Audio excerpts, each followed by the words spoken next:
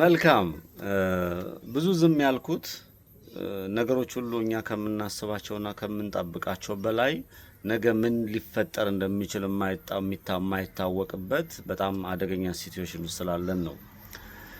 እንደምታስቡት በጣም በርከት ያሉ የሚያሸበሽቡ የሚጮሁ እጅ ሰጠን እግር ሰጠን የሰላም መንገድ መረጥን ወደ ሰላም መንገድ መጣን ምናምን የኑሮ ውድነቱ ሁሉም ነገር እንዳለ እንደተቀመጠ ነው።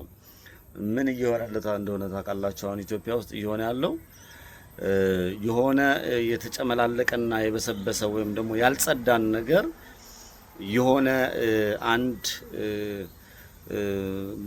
ክዳን ውስጥ ብትከድነው ጊዜና ሰዓቱ ደርሶ ያ ነገር ሲከፈት ሽታው ጥንባቱ የዛ ነገር አጸያፊነቱ ከምንጠብቀውና ከምናስበው በላይ ይሆንና አካባቢውን ያጥለቀልቃል፣ ሰዎችንም ለበሽታ ያደርጋል። እና የኢትዮጵያ ጉዳይ ያን እየጠበቀች እንዳለ ነው የሚሰማኝ።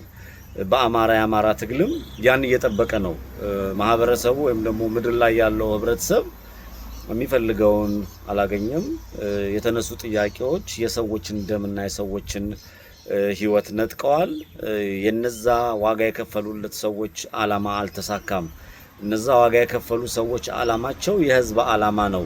ጥቂት ወሮበላና ሆዳሞች ልክ እንደ አክተር እንደ ብልጣብልጥነት ጨዋታ የሚጫወቱ እንዳሉ ባልጠራጠርም የሚመጣው ነገር እነሱንም አብሮ ይበላቸዋል የሚል እምነት አለኝ። ስለዚህ ነገሮችን አሁን በዝምታ ማየት መመልከት ነው። አዲስ አበባ ላይ የኑሮ ውድነቱ ብትመለከት በጣም አስቸጋሪ ነው።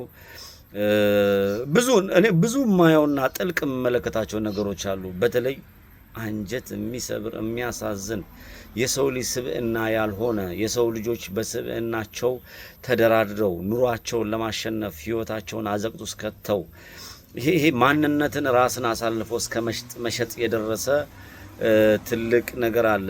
የሕክምና ተቋም ሴቶች በወሊድ ምክንያት ይሞታሉ። ዋና ከተማው አዲስ አበባ ላይ ነው የምናገረው። እንግዲህ ሌላ የክልል ከተሞች ላይ ያለውን ነገር በኢትዮጵያ ቤት ይፍጨው ሀገር ይፍጨው እየሆነና እየተደረገ ያለው በዚህ ደረጃ ይሄ ነው። በሀገሪቱ በጣም ከፍተኛ ቁጥር ያለው የኑሮ ውድነት፣ አጭበርባሪነት፣ ወንበዴነት፣ ሰው ያለመሆን የሰውነት ተርታ መልቀቅን መሰረት ያደረገ ስራዎች እየተደረጉ እየተመለከትኩ ነው እና ነገሮችን ጥልቅ ማየትና መመልከት ተገቢ ነው። የአብይ አህመድ ስርዓት እኔ እንደፈረሰ ነው የሚሰማኝ። ይሄ ብሔርተኛ ነኝ ምናምን የሚለውም ሃይማኖተኛ ነኝ የሚለውም ጭምር በዛ ደረጃ የሰውነት ማንነትና የሰውነት ጥግ የሌለው እንደሆነ ተረድቻለሁ። ምንድነው አሁን ሰው ለመሆን ነው ሰው መሆን የሚያሸንፍበት ወቅት ነውና ቀጣይ የሚመጣው ግን የተከደነ ሳህን ቀደም እንደነገርኳችሁ ጊዜ ፈሽቶ ጊዜና ሰዓቱ ሲደርስ ሲፈነዳ በጣም ብዙ ዋጋ ያስከፍለናል እንጂ ይሄ የሰላም ጥሪ የምን ጥሪ ጎንደር፣ ጎጃም፣ ሸዋ፣ ወሎ ሲቦካ የሚል ጎጠኛ ሰላም መጥቷል ልማት ላይ ነን የሚል ሲለፈልፍ የሚል መንግስት ሚዲያ ለህዝቡ ጠብ ያደረገለት ነገር የለም። የኮሪደር ልማት የእንትን ልማት እሱ አይበላም። መጀመሪያ የሰው የደህንነቱን ጉዳይ መልስ መመለስ ነው። የኑሮ ውድነቱን የምግቡን የሚበላውን የሚቀምሰው ማስተካከል ነው ኢኮኖሚካሊ። ከዛ ውጪ ያሉት ድራማዎች ናቸው። ድራማዎቹ እንደቀጠሉ ነው የሚለውን ነገር ለመናገር ነው። እያየን ነው እንግዲህ እውነት ያሸንፋል።